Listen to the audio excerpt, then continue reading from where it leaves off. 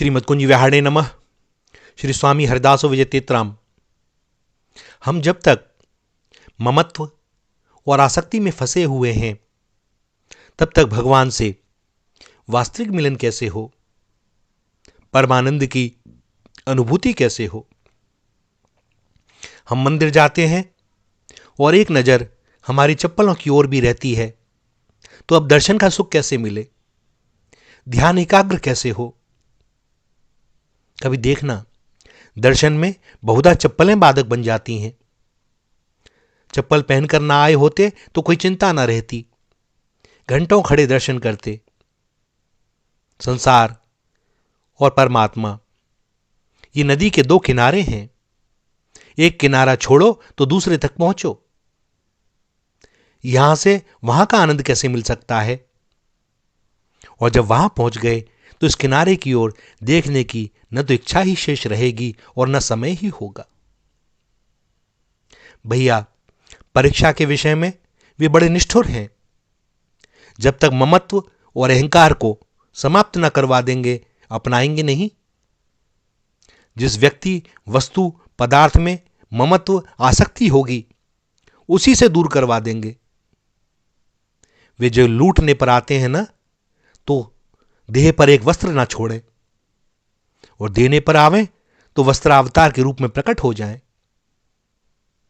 वह परम तत्व जब श्री राम जी के रूप में हो, तो राम जी तो सदैव ही राजा राम हैं। उनके पास तो जो आवेगा बिना मांगे ही पावेगा। राम राज्य में किसी को मांगने की इच्छा हो, यह भी भला कहां संभव। और वही जब श्री कृष्ण के रूप में हो, तो किसी के पास कुछ देख लें तो लूटे बिना छोड़ें कैसे। जो लूटने से बचना चाहता है उसे भागना पड़ता है, और जो राजी राजी लुटने को तैयार हो जाता है, फिर सरदार का सब कुछ उसी का। श्री राम जी कुछ छीनते नहीं हैं, और हमारे नंदनंदन कुछ छोड़ते नहीं हैं।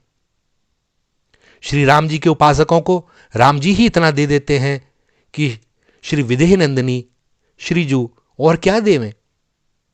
जिसने श्री राम जी की शरण ले ली, वह श्री सीताराम जी का हो गया। और श्री कृष्ण जी के उपासकों पर श्री राधा जू की कृपा के अतिरिक्त और कुछ रहता नहीं। जिसने श्री जी की शरण ले ली, वह श्री प्रियालाल का हो गया। हमारे आनंद रसवर्धन के लिए ही वह नाना रूप धारण करते हैं। सब लीला विलास उन्हीं का, दर्शक भी वही। रंगमंच के पात्र, नायक, सहनायक, खलनायक सब वही। कहानी भी उनकी, मंच सज्जा भी उनकी, और निर्देशक भी वही। स्वर्ण से बने सभी आभूषण, चाहे उन्हें कर्णफूल कहो, कंठहार कहो, बाजूबंद कहो, मांगटीका कहो, हथफूल कहो, उनकी महत्ता इसलिए है कि उनकी मूल धातु स्वर्ण है। किसी स्वर्णकार के पास ले जाओगे तो वह यह नहीं देखेगा कि यह शरीर के किस अंग में पहना जाता है, कौन सा आभूषण है। वह तो केवल यह देखेगा कि सोना कितने टंच का है, क्योंकि जो भी मूल्य है वह स्वर्ण का ही है। मैं कौन? एक तू ही तू, तू ही तू, तू ही तू।